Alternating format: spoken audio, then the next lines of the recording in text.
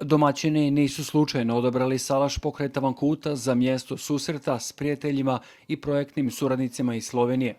Ono je simbol bogate i duge tradicije mjesnih Hrvata koju treba očuvati, ali i primjer programskog poduzetništva Udruge Matija Gubec i subotičke organizacije Inovativna mreža.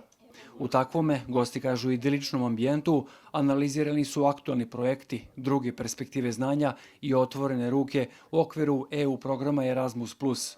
No bilo je riječi i o novim planovima očuvanja posebnosti etničkih manjina te obrazovanja i obučavanja mladih pripadnika tih zajednica.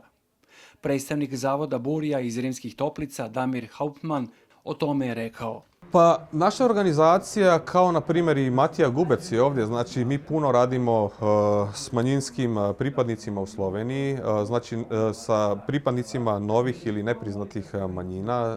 U našem slučaju to su najviše Bošnjaci, Hrvati i Srbije, te tri zajednice.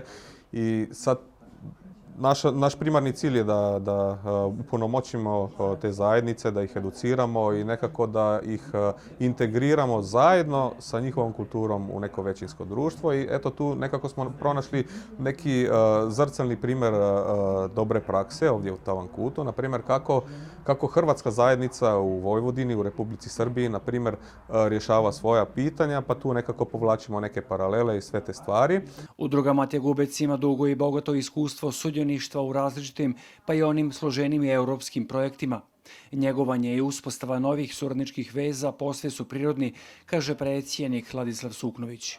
Pa evo, nama je jako drago da su naši partneri Slovenije nas doista prepoznali kao jednu od ozbiljnih institucija sa jednom prilično širokom perspektivom djelovanja, imajući u vidu da je naš fokus ne samo na tradicionalnom, dakle, folkloru, tamburaškoj glazbi, slamarskoj umjetnosti, nego doista pratimo potrebe i hrvatske zajednice, ali i potrebe lokalne zajednice i u skladu sa tim mi zapravo svake godine pripremamo našu agendu i naše prioritete koje imamo.